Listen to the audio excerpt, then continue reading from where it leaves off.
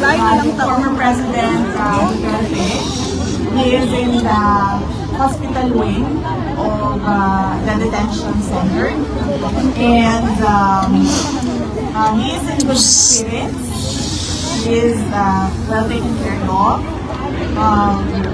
Nag-comment lang siya na he really misses Filipino food. Yan lang.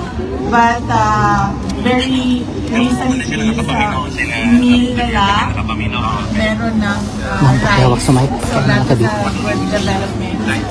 And then we discussed about his legal team. And we discussed about the family. And we discussed about the country. Okay, questions now? Gano'n po katagal yung visit niya kay President? The visit lasted for an hour. So it was from 4 p.m. to 5 VP, what was his reaction or yung kinuwento niya tungkol doon sa nangyaring initial appearance? Hindi namin na-discuss. Hindi namin na-discuss yung initial appearance niya kanina. Sorry, sorry. Well, we did not discuss his initial appearance, and we only discussed the lawyers and the legal team and what we are going to do in the next 4 days. VP, were you surprised that the former president appeared by live stream? Were you expecting to see him there? I had no expectations. I did not know. I did not know he was appearing before live stream. But I think it was the decision of the doctor. So inside the facility, all the decisions are made by the doctor. VP, what's the plan now? The next hearing is September 23 pa. How will the family prepare for this? May rotation? Okay. So I have not discussed the arrangements with next of kin and relatives here. I will discuss it with them tonight, and I will relate to them also what the president said and what the president wanted them to know. And so yes, we haven't made a resolution, but I will not leave until a relative comes to make sure that there is a next of kin giving money. Yes. BP, tungkol po sa usapan nyo ni dating Pangulo, may hiniling po ba siya sa inyo? Ulitin mo. Sa usapan nyo ni PRRD, may hiniling po ba siya sa inyo? English. Yeah. Okay. Yes. When we talked, he, as a request, he asked me to go home. So, he repeatedly said, "Do not leave the country. Do not leave the Philippines." And so I told him na I know, I understand that. And I do not want to be here as well. Unfortunately, I am the only one who has a Schengen visa. And I am the only one who is a lawyer. So I told him that when we are able to meet with the legal team, that I will immediately return home and yes, do my work. May defense team na po ba si PRRD, ma'am? Defense team, yes. We already have a lead counsel. And there will be meetings with... we had a meeting with him yesterday. And then we will have a meeting in person when he arrives this week. Thank you. And how many? Is it Nicholas Kaufman? Okay. Yes, the president already appointed. Yes, the president already appointed Nicholas Kaufman as his lawyer. Ma'am, let me just go back to what he said to you, telling you not to leave the Philippines. Yes. What was the specific concern about it? And if we can also address yung, kasi according to Malacanang, they gave you travel authority until April 30 in several countries. Ano po kaya yung ma'am? Ano yung reason for the travel? My travel, the moment that I felt that it was an extraordinary rendition, the moment that I felt that it was a kidnapping because they were holding him in 250, which is the air base of the Presidential Area Wing.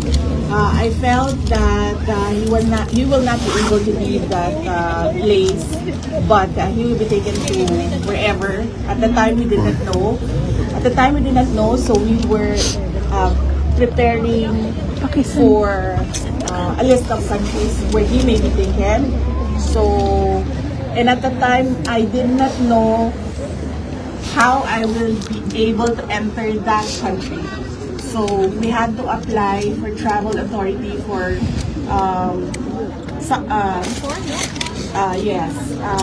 countries because I did not know how I will be able to travel. Okay. So, di siya necessarily pupuntahan VP or kung ba i-complete yung travel up to April 30? With regard to the date, no. Because at the time, I did not know also how long was I gonna be, how long was I gonna be, wherever he is. So we applied for until April 30. But it doesn't mean that I will be here until April 30. So I will be here until the legal team is doing their work already, and another relative is here to assist him. Did he explain his concerns why you shouldn't, He said that yes, I should immediately go back, just leave him here. But I said no, I cannot do that because no one will decide for him outside. So very limited people have access to him right now. So I told him that I just have to form that legal team. Then I can work remotely in the Philippines, talking to the legal team, and then. Yes, so I just need the next of kin to come here, and everyone's applying for a visa right now. Pero wala po siyang fears that it will be taken advantage of your absence? Well, he did not express fears about taking advantage. Some people or whoever taking advantage of my absence, but he repeatedly said that you must not leave the Philippines. You must go back to your country. You're not supposed to be here. And then I insisted that yes, I know what I have to do, and that I just need to set up something here in The Hague, and then I will immediately go back to the Philippines. BP, Isa-isa po. any comment po, BP? The disposition po and demeanor of the president when you saw him, and were you able to see po yung detention center and the detention area for the former president? No, I was not allowed inside his detention area. We met in the visiting area, visitors area, and the demeanor was, he looked well rested. I asked him that. I said, "You look well rested," and then he said that, "Well, I don't do anything here except sleep and watch TV because he has access to a TV." And then I asked him about the food because I know his preferences for food, and then he said yes. Well, that's my only complaint is that I really miss Filipino food. Kung ano nasa Bisaya, baka na Bulad. Tuyo. Munggos. Paksiw. Paksiw na isda. Ayan na muna. Pinununan, BP. Pinununan, Ano po yun? Sino po? BP, Sige po. BP, any comment po doon sa plano ng mga otoridad na i-raid po yung tahanan ng mga Duterte sa Davao City? Ito ba ay makonsider nyo na part of para pabagsakin ng mga Duterte family? Yes, I heard about that. The search warrant applied for all the houses, all our houses, all the members of the family. And mentioned to my siblings that you don't have control over this anymore. So I just told them that just secure your valuables and then just allow them to do the search. And then we expect that there will be planted evidence inside the houses. So I told them that we'll just have to face that as well, because that is the template that they did with former Congressman Arnie Teves. Exactly the same template. So I told them that it's pointless. It's pointless to fight. So just allow it to happen. It doesn't mean that that search is illegal. But then I told them that no one should be hurt. No one should resist. Just allow them to do whatever that is illegal. Ma'am, any comment po doon sa sinabi ni PCOU si Castro na walang kidnapping na nangyari sa lahat po ay may papeles tungkol po sa pag-aresto kay PRRD? Well, it was really kidnapping. You see the comments all around the world from experts. Yes. Parang hindi kayo mag-ano dito. But, Kasi pag natitin, hindi mo na makita yun sino. Hindi. Yung video mo, ito na yun. Ito. Yeah. But if you talk to lawyers, they call it extraordinary rendition. But for a family member like me, that's kidnapping. Yeah. That's forcibly taking my father to another country and illegally arresting him. So that's clearly kidnapping. Ma'am, mag-apply po ba si PRRD ng interim release? Interim release, That's sorry. something that I cannot comment on because it's a legal strategy. So I would leave that to the lawyers if the lawyers would like to talk to the media. But I will not comment on legal strategy. I'll also add that because I told him a lot of people are crying. Yes. They are depressed, hurt, stressed Yes. about what happened and what is happening right now and what is happening in the country. And then he said, sabihin mo sa kanila, relax lang, may hangganan ang lahat. Yes. So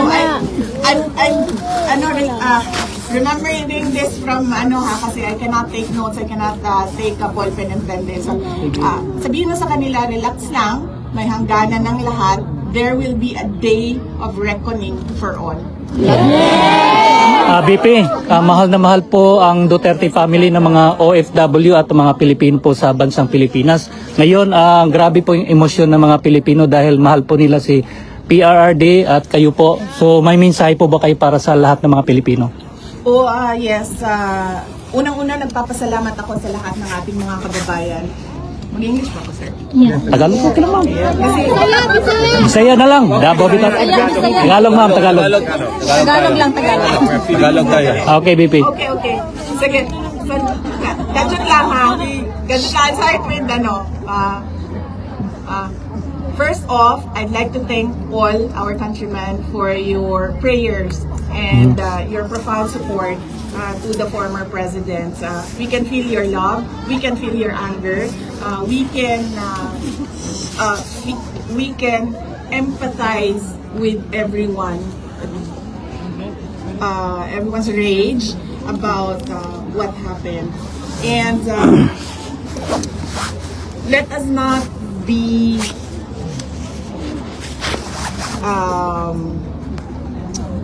let us not forget the real issues in our country, and that is we are aware of that. Yes, the corrupt, That is the poverty, that is corruption, that is the failure of the government to answer the demands from the people about accountability and transparency. The failure of the government to address peace and security in our Walang ginawa ko na ng party lang. so flowers? Why is it? Because I wanted to give it time, airtime.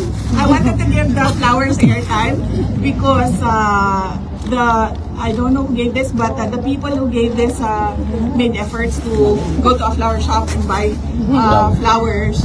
So I wanted to give it airtime, just to say thank you to those who took time to buy flowers. They know I love flowers. Ma'am, how is this held?